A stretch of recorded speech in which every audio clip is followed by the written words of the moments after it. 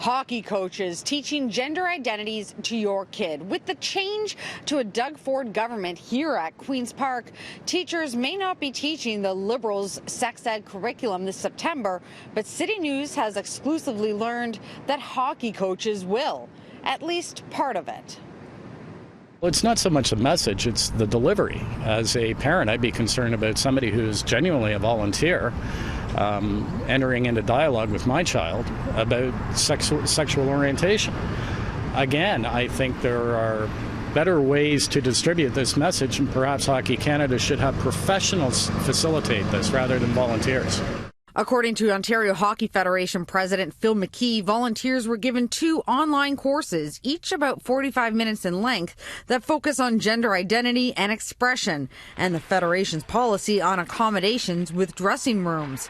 Players over the age of 12 can now change in the dressing room that aligns with their gender identity, rather than their anatomical sex. Volunteers must hold preseason chats where they and the players introduce themselves to the team along with the preferred pronouns, explain to players why it's important to use those pronouns, and ask for and share pronouns. The coaching guide even includes a glossary, including terms such as LGBTIQ2S, transgender, and intersex.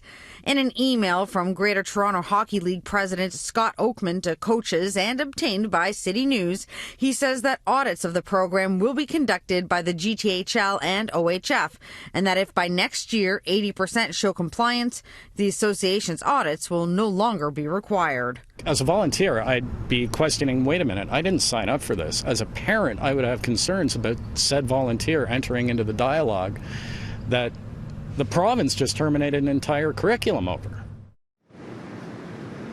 So what does the PC government that canceled that curriculum have to say about it? I took the issue straight to the Minister of Education here at Queen's Park.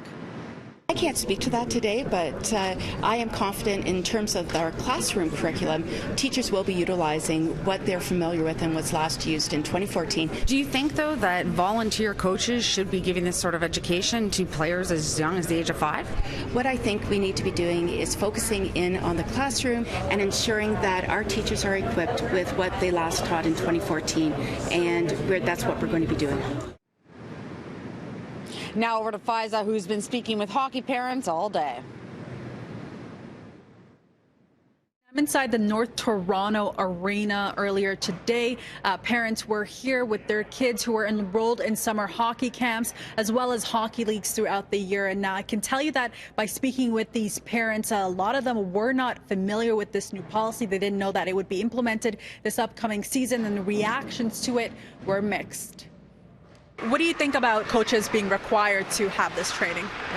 I think it's always good for coaches to be in the know and to get the training in order to deal with children and conversation as they come up. And it's a lot of responsibility putting it on the coaches, having to bring up so many different topics and sensitivities. I think the awareness is good, but is it their responsibility? I'm not so sure. This curriculum isn't taught in school, but it is in the hockey league. Would that be concerning? It's not a concern to me. I'm sure that other parents might find that to be a concern. They won't be surprised. They'll, have a better idea what that's all about. Why somebody might choose to go by they or them. It's a little weird, but it doesn't sound like it's going to hurt anything, so I support it. I support sex ed in schools. I think to the degree that hockey teams are becoming more diverse, and people of different genders and gender identifications, then I think that might be reasonable. I think all kids learn differently and accept things at different times and stages, so it is something that needs to be dealt with properly and with parent permission as well.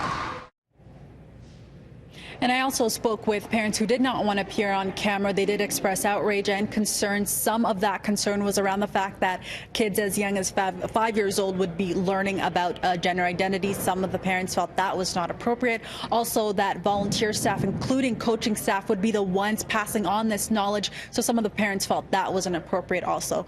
Coming up shortly on City News, I take these concerns to a gender identity expert who explains when and how is best to teach our children.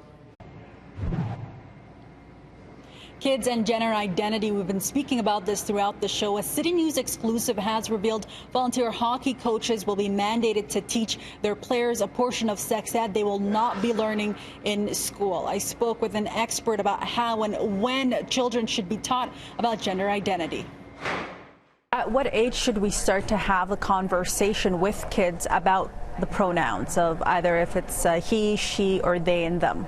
That's a tricky one because each child develops differently. When they start to say, you know, I'm a boy, I'm a girl, then that's where it would be a good spot to so already with our 3-year-old, we start talking about how different families come in many different ways. So, for example, some of your friends have 2 mummies, some of your friends have 2 daddies.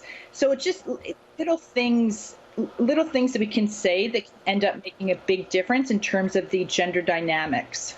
So who should be teaching kids about this? Well, I think it's got to start at the home, in the home. That's the base camp. And then when they're school age, it should happen in school, that teachers are aware of not playing up these gender stereotypes, making people feel comfortable for the children to be who they want to be. And should it be a hockey coach that they're hearing this from?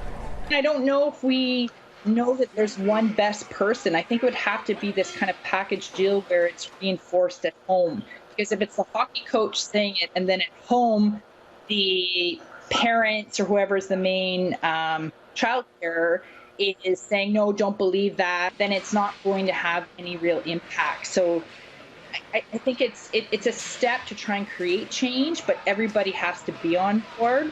So it's almost, I'd say that the parents also need to be part of that education process for it to make a difference. And for more details on the changes to minor hockey in Ontario, including a copy of the internal memo of what volunteer coaches have to cover with their chats with kids, you can head to our website, citynews.ca.